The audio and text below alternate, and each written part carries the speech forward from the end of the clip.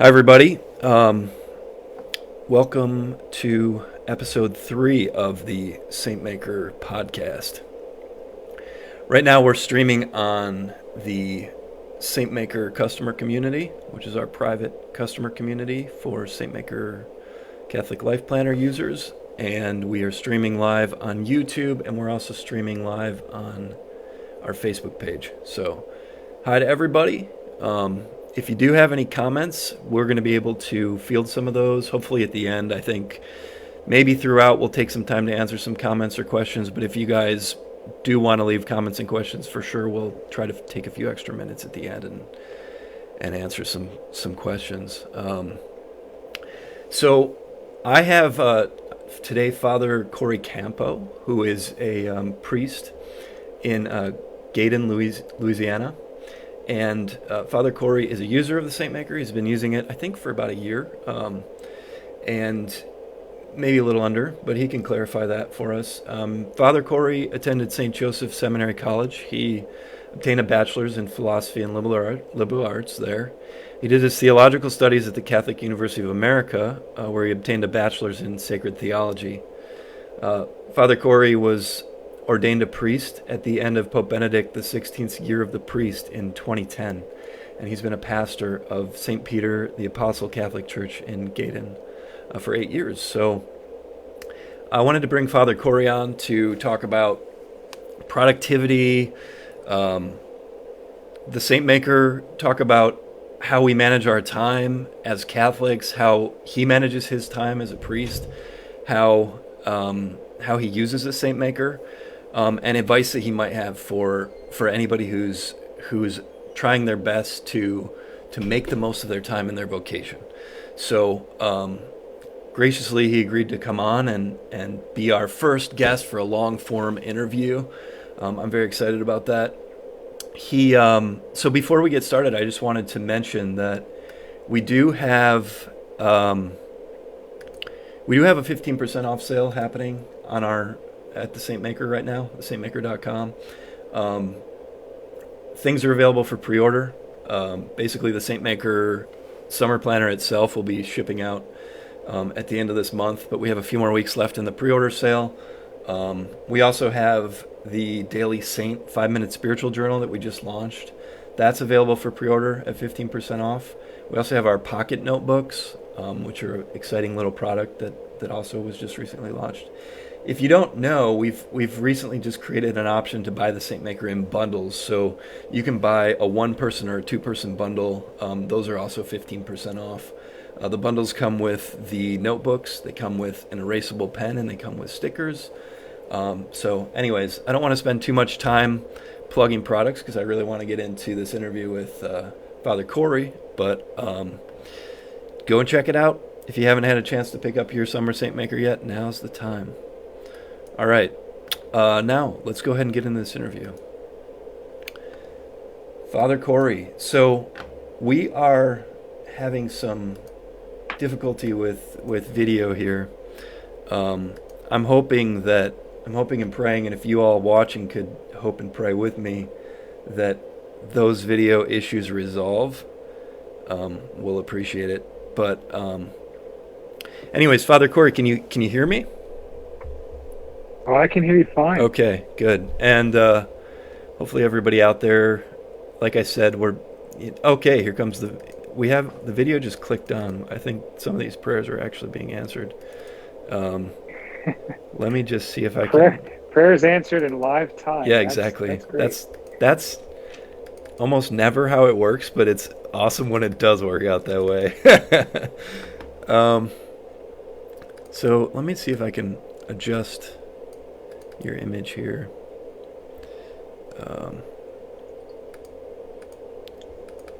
Okay, I think I might just have to let the what is the saying? To not let the perfect be the enemy of the good. I think we can progress, but with the good. There's probably a version of the quote that says that too. Yeah. So we can see you right now, and you're kind of like 3/4 away on the screen on your side, but I think it's pretty good. So Let's do this. Father Corey, thanks again for being here and for taking the time to talk to me. Do you have anything you want to kind of lead with in terms of saying hi to whoever's out there, or anything you want to say by way of introduction? Yes, one thing I should have said was most of my parishioners know me by Father Campeaux. Okay. I forgot to mention that before. But yeah, I'm glad to be here. I've been using the Saintmaker, I think, a little more than a year, or about a year, so that's probably close as you were saying. Mm-hmm. That's good enough to start. Sounds good. Yeah, I'm happy to refer to you by your last name, by the way. That's always my preference, but I just never know these days. Well, yes, these days it's become much more complicated. Yeah, exactly. So, all right, well, so you've been using the Saintmaker for just under a year, it sounds like, and we've had the opportunity to connect in some of our larger kind of Facebook customer community meetups. And I remember one time you came on and we had a little chat that I thought went really, really well. So it seemed like a good thing to do to jump on a podcast episode and have a longer conversation. So, all right, well, why don't I kind of get us started with, let's discuss this idea of time management, because I sent you an email with some of the questions that we would be talking about, and I included the term time management. You didn't really like that. So why should we not be using time management when we're thinking about kind of getting the most out of our time as faithful Catholics? That's just a personal preference. I know that I have a deep, well thought out theological approach to it. Just practically in my experience as a young man, the idea of time management, when I think about it in a more traditional way and having everything in your calendar, 5 minutes after 5, I got to do this, in 10 minutes, I got to do that. I didn't get very far. And, now that I'm a priest, and actually just a little bit before, when I was in seminary, I started taking more of an approach from getting things done by David Allen.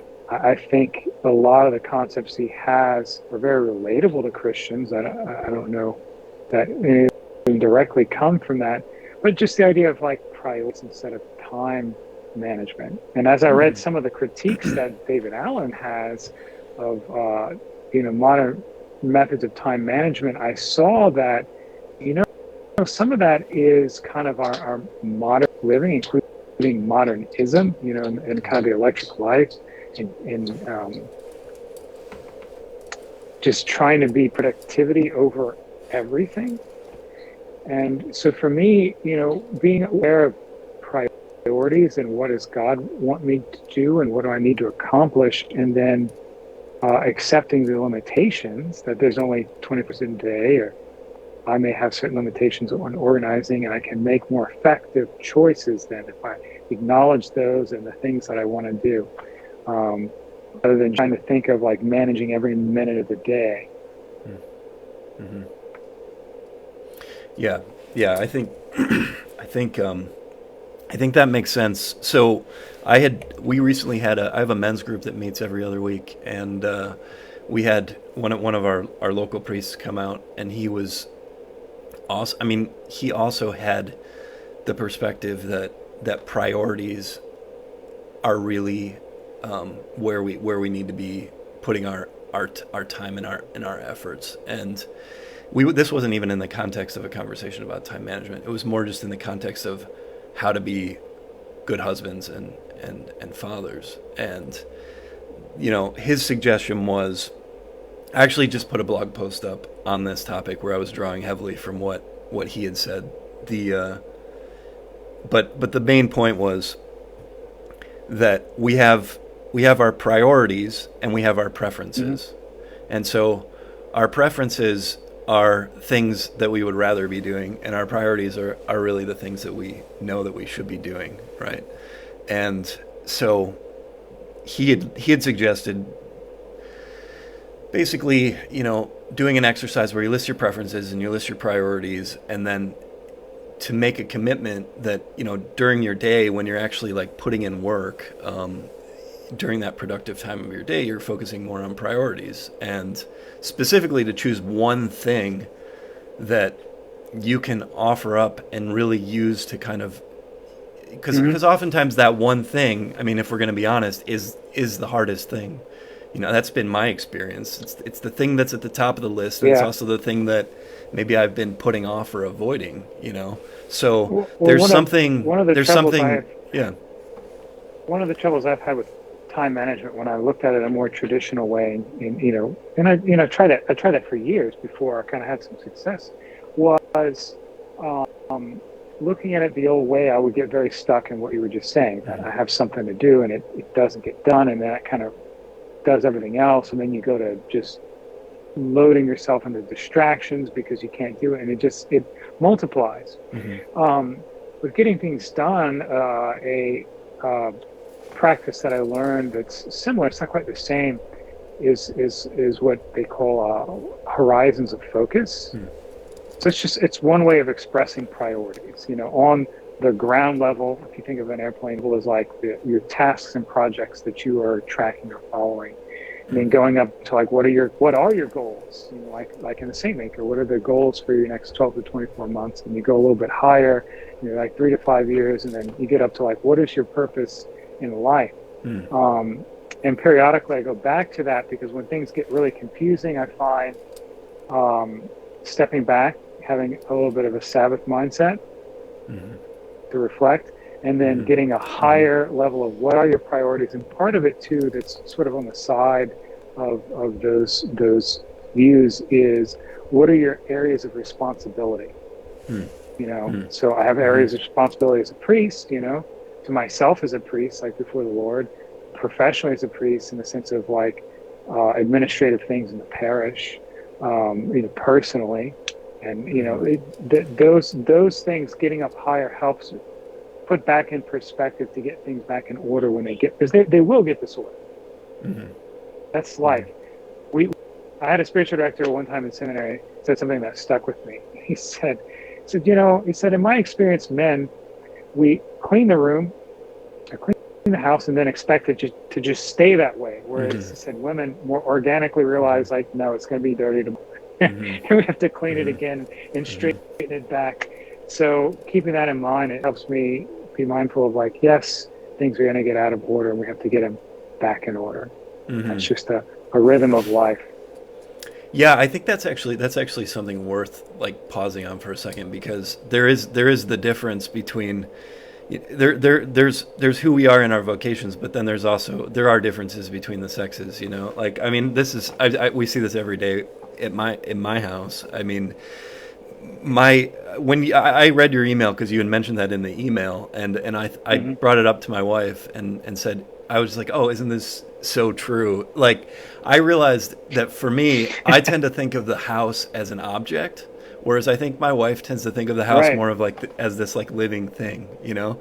And no, it's very true. And what I said to her was, I think her view of it is much more accurate, you know, because it's just constantly changing, it's constantly in flux, and yeah, so it's beautiful that she has that view of it, because I wouldn't, you know, I'm not the right guy to maintain that for sure, for the family. But yeah, so I think another kind of, so actually, yeah, why don't we talk a little bit more about this? So you use this framework called Getting Things Done, which is abbreviated as GTD, the GTD methodology. Right. So can you lay out for us sort of, I guess, by way of explaining sort of how you use GTD in conjunction, well, what is GTD? How do you use it in conjunction with the Saintmaker?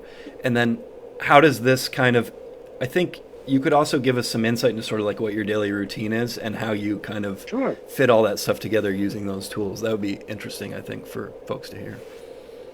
Okay, well, you know, Getting Things Done as methodology, according to David Allen, it's kind of a getting out of what modernity has done with time management. So that's where we've reflected previously about how kind of modern, some things from the French Revolution have really broken down society, and trying to divorce how we live from like reality.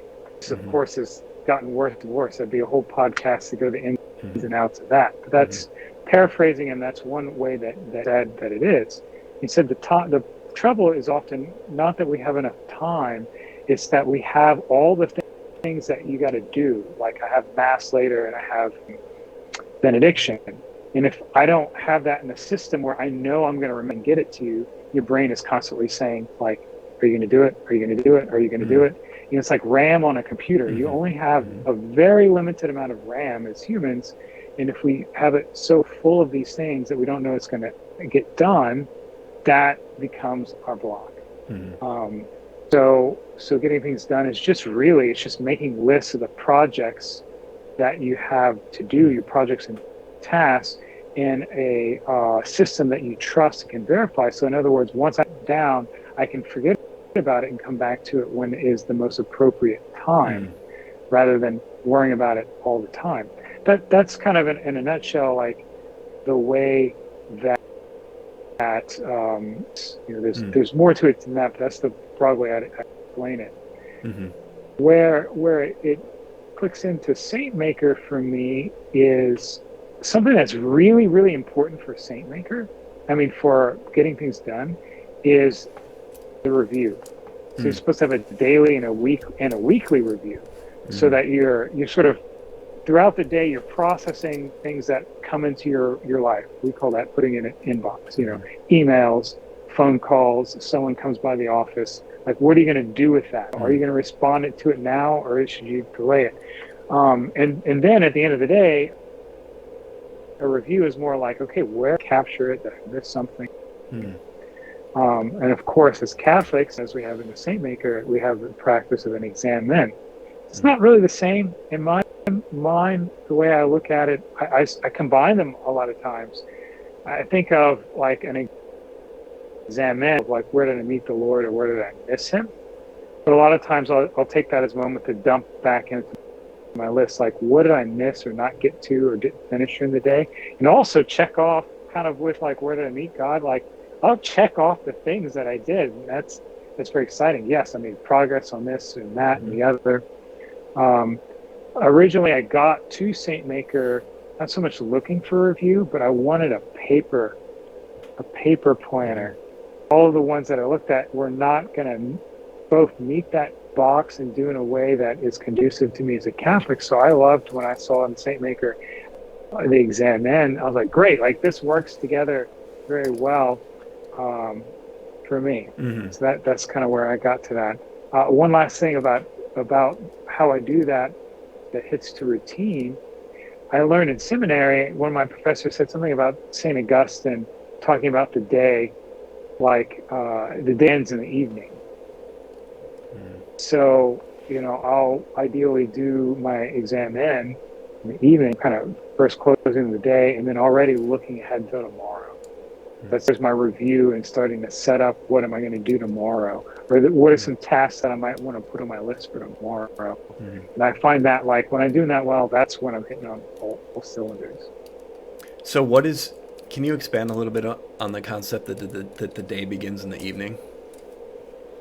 Yeah, I was trying to look it up before because I wanted to talk about it more. I think it may not be St. Augustine himself, but kind of a medieval way of thinking of time, because they didn't have electric lights. So it kind of makes sense there organically. You know, the lights go out, you need to be ready for bed. But I think part of getting that the day begins in the evening is I'm looking forward to what I'm going to do tomorrow. You know, like if the things I might want to pray about when I get up in the morning, for example, then I'm more open. God may say, I don't want to talk about that. I want to talk about something else. And I can just surrender that to him. But if he doesn't want something that he wants to put on the agenda, if I've already said, well, like I'm going to think about, you know, John 3:16, or I'm going to look at the gospel for the weekend and pray about Corpus Christi, I'll already have a little bit of a running start. And I think that's the big part for me. Yeah, so I guess that would be a good segue into sort of this discussion about the difference between sort of modern self-help, modern productivity, and kind of a more ancient view of time and how we're supposed to make the most of the time that's given to us. I think one of the things that I am aware of myself, because I spent a lot of time as a very secular person prior to my technically reversion, but really, practically speaking, it was a conversion. I'm aware. I spent a lot of time in that sort of milieu of self-help and personal productivity and improvement, and there are definitely some pitfalls there.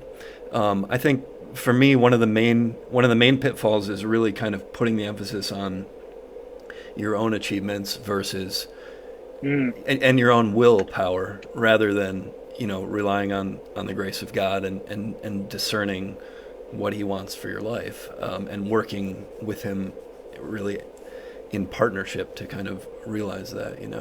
But what are you, so then in developing the Saintmaker, that was one of the things that I was aware of, and we're trying to kind of create a new vision of that, one that's more Christian really at its core, but also one that's a little more ancient. So I don't know, what's your perspective on that dichotomy?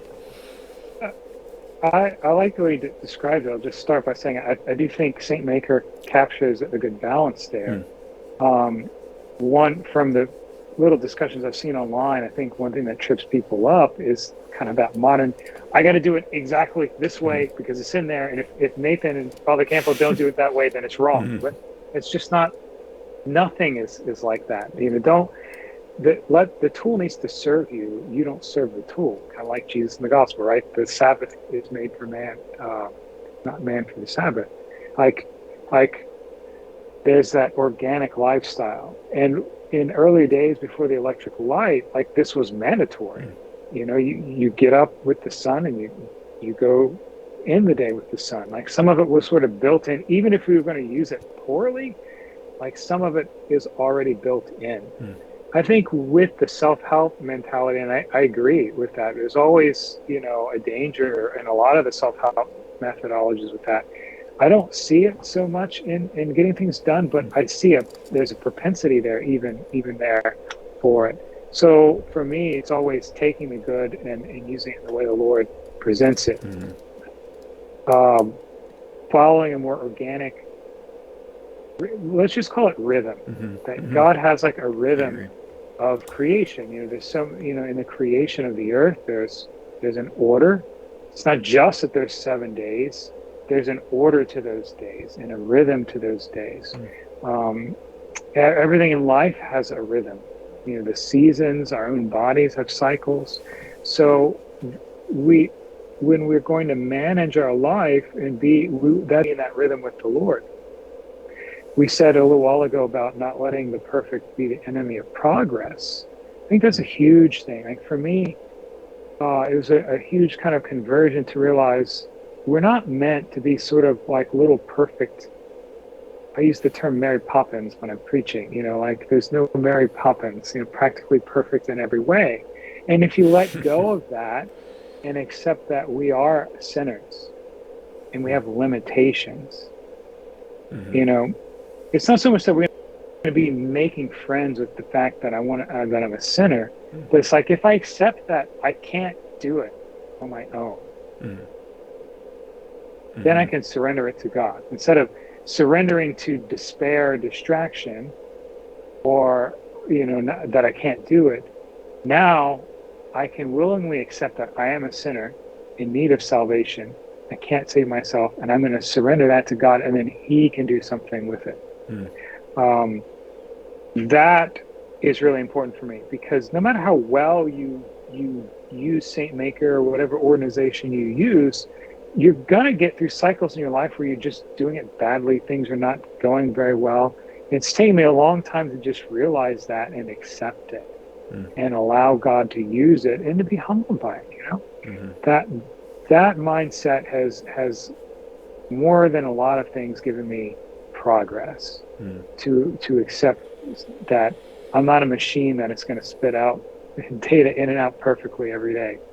Yeah.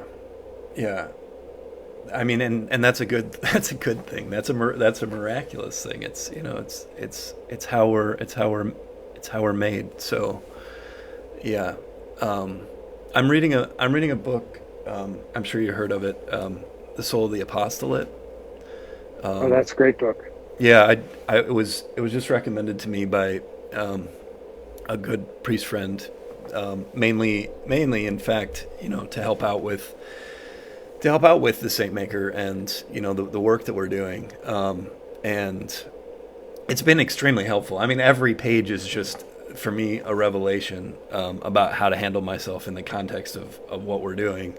But yeah, one of the lines that really has stuck out to me is something along the lines of, "You are simply a conduit." If you're really functioning in an apostolate and it's truly work that God is calling you to, then the proper attitude to come to that with is, I'm a mere channel, and that and to pray for humility continually. And I think just the significance of that, it's so simple, but it's so transformative, like many things, And so I think time management, quote unquote, could be approached in a similar way, whether that's... Yeah, Go ahead. I really want to respond to and highlight that aspect of our limitations. Think about it this way, because for whatever reason, and at least in South Louisiana, like, it could be kind of a Jansenism holdover from our French piety down here, but I use this term about Mary Poppins because I see that people get in this idea that I got to be practically perfect in every way. And when I get practically perfect in every way, then God will love me. No, God loves you for who you are as a child, even if you are a wretched sinner, because the reality is we are all wretched sinners, and He loves us anyway. There's no other way for it to be. But think about the incarnation. Like, Jesus accepted human limitations. Exactly. It's the whole thing about the hypostatic union, that Jesus is still God, but He accepts the limitation of a human nature. It's also part of the ascension, why it's better for you that I go. We needed to grow a little bit ourselves, that we had to do it instead of expecting Jesus to do it. But it's also good that He's in heaven. He can interact with us more now. But He accepted the limitations of His human nature. He didn't decry them or say, "God the Father, why did you do this?" Like, he did that, and He surrendered all of it to God the Father, and therefore makes for us the model too. Like, if Jesus did it, who are we to think that I shouldn't have limitations? In fact, I found the greatest peace in my life when I accept that I have limitations and submit them to God. Because it is true that sometimes those limitations are because of my sin or poor habit. But I'm pretty sure when God asked me to be a priest, He knew that I would have limitations. And He was accepting that as part of the deal, right? Right. So far better that I surrender to His wisdom than I try to fix it in some humanly inspired way. Yeah. So I think that as I'm listening to you, I'm thinking, it's really, I mean, there may be some productivity systems or some productivity tools that might lend themselves, for whatever reason, they may be designed in such a way that could lead to maybe not approaching it. They might be more likely to lend themselves to approaching them with the wrong spirit. But it's also true that somebody could come to a system like the Saintmaker, or like you're mentioning, getting things done, could come to a system like the Saintmaker and come to it with the wrong spirit, and it's not like the tool is so perfect that you're automatically going to be able to show up to it with the right level of humility and the right level of kind of like deferral to what God's plan is for you. Instead, on a daily basis, this is one of the things I encourage people all the time. It's just use that. I mean, you can use the examen to check this. You can use it to say, am I coming at this with the right spirit? Am I coming at it with the spirit that Father Campeaux is speaking of? This true recognition of my nature, who I am as both a child of God and as a sinner, and what does that mean for not only how I did today and how I'm thinking about myself in terms of how I interacted with the system, but also how I kind of showed up in my vocation, but also what does it mean for what I can do differently tomorrow, So yeah, I don't know. Do you have any kind of more insight into kind of how to practically use the Saintmaker with that right spirit, Father Campeaux? Well, a couple of things come to mind. So, earlier we used the quote about don't let perfection be the enemy of progress. Mm-hmm. That's really important. Like for me, sometimes, it keeps me from getting started. I remember I was in seminary, some of my friends were like, you got just put the pen to the paper and start it, G.K. Chesterton has another quote about that that's really helpful. And he said, it seems to me a thing worth doing badly. Right. Yeah. So there you go. Like, don't worry about if it's perfect, just do it. And then you can examine it as you go. And you can bring that to the Lord, because we're not practically perfect in every way. In fact, we're not perfect in almost any way. The gospel says, without me, you can do nothing.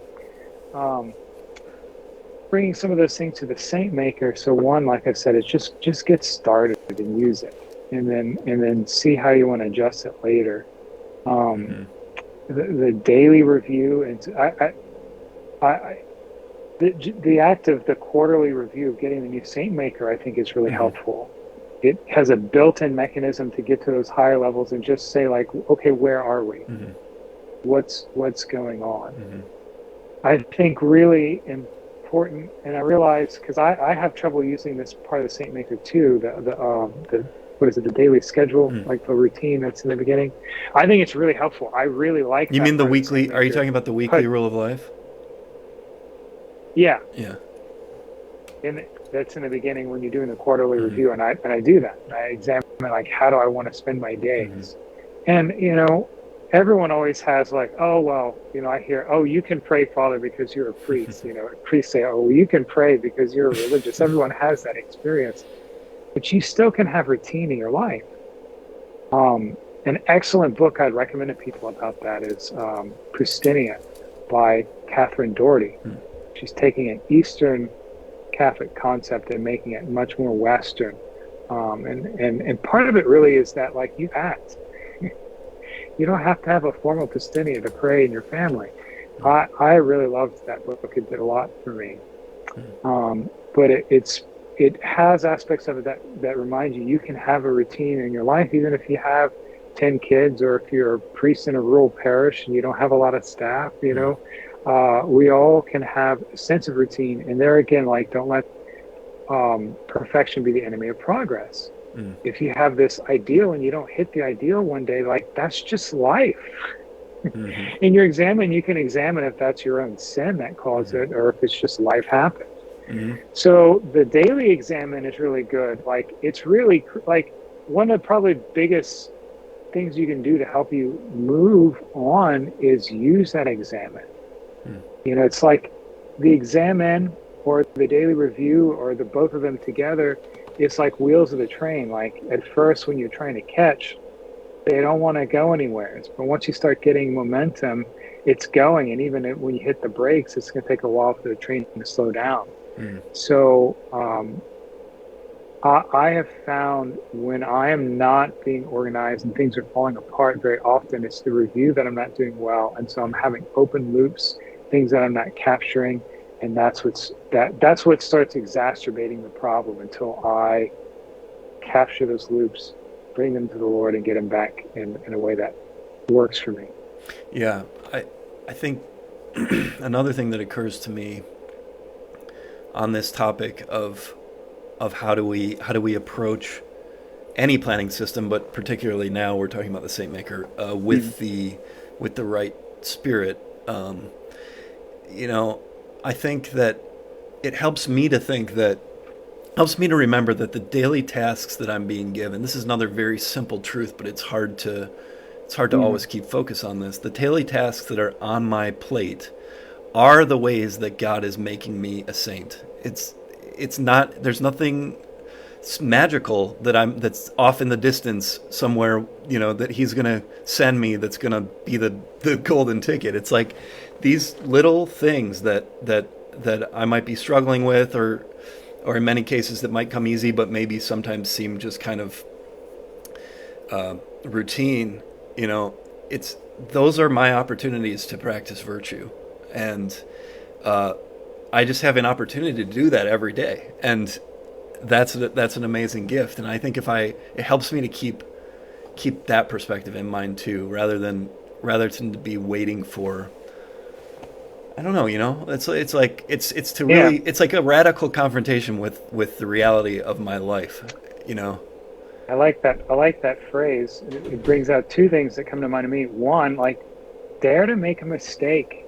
We're so afraid of making mistakes. We need to, you can make a mistake, and even if it is a sin, then you go to confession and you repent and ask God grace to change it. But think about the gospel again, the parable of the talents. The only one that the Lord was irate with was the man who buried his talent, who's unwilling to make a mistake. And he says, with your own words, you condemn yourself. So, go into it and do your examine to see if you're doing it right before the Lord, but you're not doing it right if you're not even trying. And along with that, something that I've really reflected on a lot lately, I think I emailed you about this at one point. I've been doing a lot of thinking about the passions according to St. Thomas, because I was doing other reflection about how trauma and other things in our life can really also affect your ability to organize. And, making a long discussion very short, basically it causes disorders in our passions that go to adulthood. And the passions, as St. Thomas is, sometimes it gets used not well in our Catholic dialogue. Like, passions aren't inherently sinful. They're just they're part of the powers you have of a soul. Even animals have passions. It's just that we are to subject them to right reason. And accepting a limitation, maybe I do have things that disorder my passions that I can't control. Well, we need to stop controlling them and observe, what are my passions telling me? And then I'm going to bring that to Jesus. So one practical day-to-day way you do that in your Saintmaker, or is that what am I avoiding? You kind of said that earlier about, I have this one thing that's on my mind and I'm not doing it. It becomes the hardest thing. What am I avoiding? Like, you multiply the problems we have with the passions when you avoid it, because it just gets bigger and bigger and bigger. Much better that you just face it head on. Now, in facing it head on, you might say, like, this is not something I can do right now. But to actively make a decision about that and say, I'm going to deal with this later. Like if you had an argument with your spouse or some disorder there, you might say, reflect about yourself, I see that there's a serious issue here. But I also know how tired I am, and I will say things that I regret and handle it poorly if I deal with it now. So I understand that this is really important to you, and I want to give you time that you need for that. Can we talk about it tomorrow morning after the kids are off to school and I've had coffee? But making that rational decision, then you can kind of go to bed in peace instead of going to bed angry and just thinking about it the whole time. So facing what is difficult, I think, is huge. We could go into a whole other podcast we'd have to save for another time about the passions, but that's something that I've thought about recently. That'd silence that there. That'd be great. Go ahead. We should do that. I would love to have that conversation. And then, so another thing that I've thought about in relationship to this, and I'm curious what you think, is I also had another conversation with the priest that recommended Soul of the Apostolate, and he was saying to me that he like I feel like this is a quote that I'm never going to forget my entire life. It meant so much to me. It was that life is not life. Basically, there are all these little distractions that we do to kind of get out of doing our priorities or facing them directly. Yeah. There are all these, and they're essentially coping mechanisms, So, but he had said to me, "You're not doing these things as you're not doing these things because life is hard. As in, you're not doing them as you should stop thinking about doing them as an escape because life is hard, and you should start recognizing that life is hard because you're doing these things." So. Yeah, I think that's true. Because you end up with, when you're constantly throwing up these coping mechanisms, you're essentially throwing up it takes off the pressure from that situation, which is like, it seems to me that pressure for whatever the situation that you're in that's causing anxiety or causing you to want to cope in some way, that's the exact moment when you have the opportunity to choose a more virtuous response. So instead you have all this stuff in your back pocket, like, I'm going to go look at social media, or I'm going to go, whatever, smoke a cigarette. Who knows? Does anybody smoke cigarettes anymore? But, that ends up becoming what you're replacing growth and virtue with on a daily basis. And then that becomes a habit, Yeah. So an image, I think, that captures what you're saying that maybe people can use is you can only hit the snooze bar so many times, Obviously, you can keep doing it, but like, you're going to be late. Like, there's going to be problems. Like, the consequences will catch up with you. But and I agree with what the priest said about the distractions that you're embracing are the problem. But I think there's also another aspect that I've learned from reflecting on the passions is there's also a sense in which those distractions are not the problem, but that they can reveal what the problem really is. Like, they are problematic and they are making your life miserable. Like, doom scrolling on Facebook is making your life miserable. But then if you want to change that, you have to find out what is the underlying issue. Like, why am I turning to that? Yep. Good point. That's the beautiful thing about this. They're morally neutral, the passions. They are just present to you in the moment. Now, how you respond to them may be disordered, or you may have a disorder in your life that already allows you to approach the passions in a disordered way. But of themselves, they're morally neutral. And so if I really want to change, I can say I've spent enough of my life trying to will my way out of something. I could just grunt and just try really hard. But I know now, like, it's not a lack of will that I have. I'm very strong-willed, and I power through it. That's usually not the problem.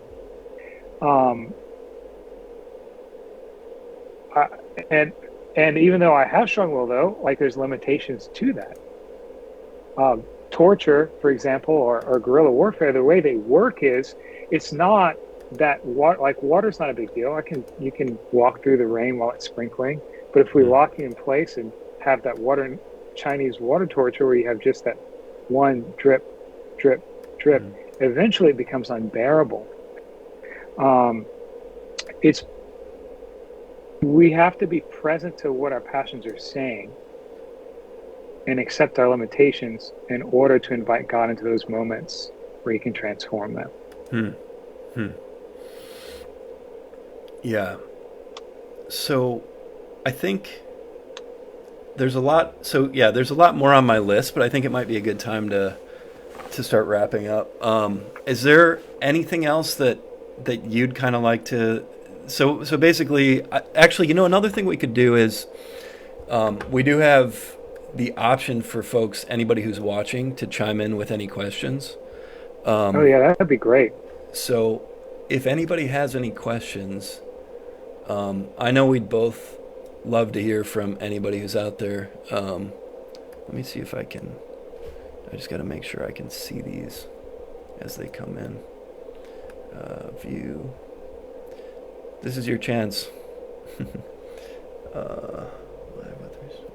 Well, while they're pulling it up, something else that goes with the doom scrolling is what's problematic, in that we've never in the history of humanity experienced this way is distraction is so available to us that you're not available to God. St. Thomas, I think, would call it dissipation. And that dissipation has been a sin you could always have committed, but never with the efficiency that we can today, that you have the encyclopedia of knowledge in your pocket. I mean, you don't have to be watching something sinful on YouTube. You could be useful Catholic things all the time, and that can become disordered 100%. As well. But stepping back and seeing what are my passions saying to me, once again, will kind of help you get out of that, or at least begin to get out of that.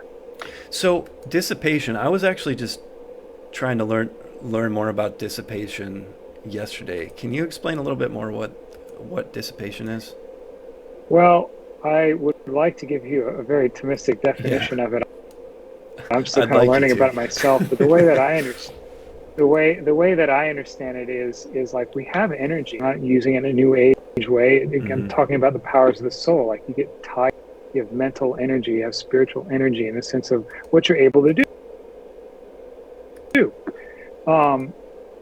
And you have to spend it well. That's the talent that you've been giving. And if you just doom scroll all the day, avoiding what is difficult and avoiding your deadlines, when you finally get to the things that are important to you, you're going to have nothing. Yeah. Okay. If I don't use my day well, maybe I'll pray at the end of the day, and God will I've exhausted myself on useless things. Well, that's very sad, and I'll experience it that way. Yeah. So it's like exhausting yourself on useless things. Yeah. I that makes sense. Yeah. Okay. That was basically my impression. Yeah. I think that's another kind of that would be another element of proper prioritization. I mean, to kind of bring this thing full circle, that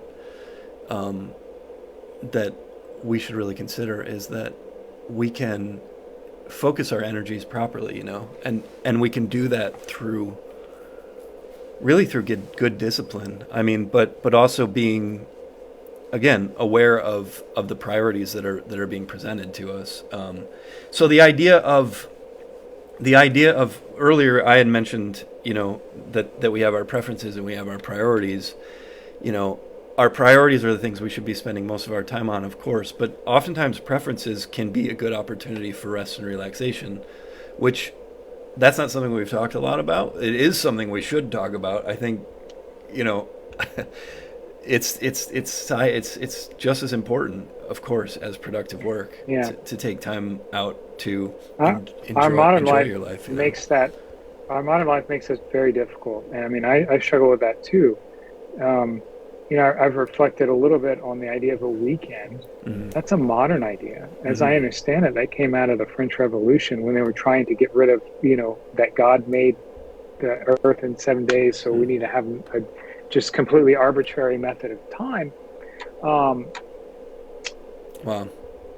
We Americans, we produce a lot, but we don't vacation well. Very poorly compared to the rest of the world. And what we're saying is a reflection of that. It just like my criticism of the modern education system, my sister's a teacher, we talk about this all the time, is, I don't want a 5-year-old engineer. And it seems like the modern education, like when they, moved to Common Core, it was like, how quickly can we make a child into someone who produces something, whereas I don't want that. I want a fire and talk to someone, to be a human.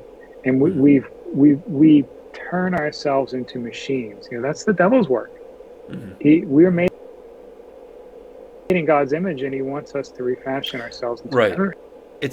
It's a way of teaching us to hate ourselves, basically. Yeah. Whereas a Sabbath mentality instead of a weekend, a Sabbath mentality versus a weekend mentality is rest and reflection. It's not about sitting on the couch, but we've done. See, God doesn't, he doesn't have a body. Like, why does he rest? Because he's teaching us. And what does he do? He looks at the work he's done, and he says that it is good. Well, that's the examine, isn't it? Mm-hmm. It's just the examine in a special way with the Lord on Sunday. Mm-hmm. You know, and you have to really you have to commit to it. I remember in seminary, because we got a lot of stuff to do.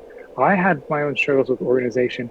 I at one point had to say, I don't care if a paper's due on Monday.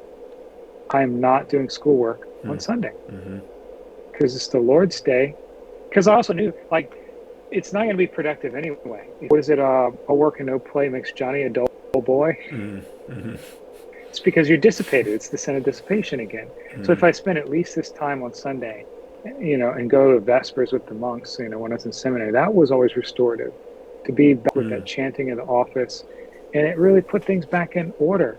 And I might still do a bad job in the week, but at least I've had that moment with the Lord. Yeah, there's also the whole yet another simple piece of wisdom that seems almost too simple to be profound, but it is that, you know, we don't have time to, we often say that we don't have time to pray, but it's 100% true that we don't have time to not pray. You know, one of the, I think it was it St. Louis the, is it St. Louis the, which king is it? Is it the 8th or the 9th? Oh, I always forget because they have the Roman numerals in there. But yeah, St. Louis, King of France. Right, exactly. Yes, St. Louis, King of France is, and actually I wrote a blog post about this a few years ago that's still on the site if people want to look at it. His entire view of productivity in terms of his kingship and his responsibilities was that the more time he spent in prayer and the further he was able to develop his interior life, the better he would be able to serve as king, and that turned out to be true. Now he's St. Louis. So, well, we won't obviously launch into a whole discussion again about the passions, but that is what he's saying about the interior life is because through that prayer and that activity, he subjugated the passions to right reason. Now, that's not going to get you all the way to contemplation. God's got to do some things in there too, but that's the beginning of the work there. And prayer is an important part. A similar story of the one you said that I always remember is Mother Teresa clearly is busy, and this bishop in the United States was showing around and talking her ear off. I think she's probably trying to pray, and he's saying all this stuff, and I'm doing this and that, and Mother Teresa, and I'm busy. In fact, I'm so busy I can't pray normally. And she just stopped on a dime and said, "No, Your Excellency, you're not too busy to pray. You're just too busy." I would always say it's actually an Ignatian principle. When you find that, you pray twice. It doesn't mean that I pray an hour a day and now I pray 2 hours because I'm a little too busy. It's like, well, no. It means you're leaving your holy hour early, so you add 5 minutes to your holy hour. You know, that's one way of living that out, that I'm going to pray twice and giving that time back to God, claiming it for him. Yeah. So I think, like, one of the things that, you know, we started this conversation talking about, well, what is time management and prioritization, and really, you know, we're trying to seek out a view of proper use of time and proper use of sort of our energies and how to be faithful and effective with the time that's given to us. And for me, I'm happy that you brought up the parable of the talents, because that is in many ways in my opinion, the driving spirit behind the Saintmaker. You know, it's when we're thinking about not only our time, but everything that's given to us, whether it's our financial resources, it may be our material resources, it may be the skills that we're given, our actual talents, our aptitudes, what we're interested in. At the end of the day, I believe that the Saintmaker, or an approach like it, you know, is really about how do I make the most of these things, because these are all the gifts that have been given to us, and we can either, you know, neglect those, or we can really try to invest them with interest and give them back to God in the end. You know, that's seems to be what we're here to do. Yeah. So more or less. the lie that Satan feeds us and we believe is that, if I only have this, that, or the other organizing system, then I will accomplish everything on my list. That's just simply false. It will never, ever happen. Yep. Never. And that's the way Satan keeps us in bondage, is through lies. He has no power unless we give it to him. The other half, the positive side of what you were saying, is that if you don't know you have it, you can't give it away. And what I see as a priest, a lot of people come to get prepared for marriage, for example, and they're getting married, but I know they're going to have struggles because they don't possess their heart. In fact, one might argue whether or not they actually have sufficient freedom for the sacrament. Because if you don't possess your heart, you can't give it away. Or the talents that God has given you. If you're not aware of them, you can't give it away. That's where the passions are good, because the passions, like even anger is not a sin. Anger is telling you how you're responding to a thing, and it may be exaggerated, right? Or you may feel angry, but it's not appropriate to express it because there's no reasonable hope of it doing something good. But like, if I want to respond well to whatever I'm angry at, I have to acknowledge that emotion and subject it to right reason and to the Lord. So knowing what I have, then I can either give it to God to use or use or respond to it in the right way. But I can't do that if I'm not aware. Nice. All right. Well, let's wrap it up there. That seems like as good a stopping point as any. Thanks again, Father Campeaux, excuse me. Yes. Really greatly appreciate you coming on, and I'd love to do it again. Once we square up these issues with your face only being on a third of the space that's allotted to you on the screen, then we can, maybe give this another shot. Yeah. I really enjoyed the conversation, and thanks again. God bless. Alrighty. All right, I'm gonna just switch off here. I'm gonna go to the next. So, real quickly, I just wanted to again thank everybody for being here, and just say that we're gonna be putting in some effort to doing this. I think probably every week. The plan is to kind of do, intermediate kind of episodes where we'll cover various topics, productivity related, many of the types of topics that Father Campeaux and I just spoke of. And then we will also I'm hoping every month to get an interview in. And so tune in. This is going to be a regular Friday thing, and hopefully everybody gets a lot of value out of it. And go ahead and leave comments on these videos as we post them. Make sure to like them. Make sure to subscribe to the channel if you want to get updates when we go live. And we'll keep it going. Again, there's 15% off on most items in the Saintmaker store, the Saintmaker.com. And if you haven't gotten your summer planner, now's the time to get it, because they're selling quickly, and we will be shipping them out in, I think we'll be shipping them out for arrival by, about 5 business days before the start date. So, go ahead and place your pre-order now for 15% off, and we'll get it out to you. All right, God bless, and talk to you soon.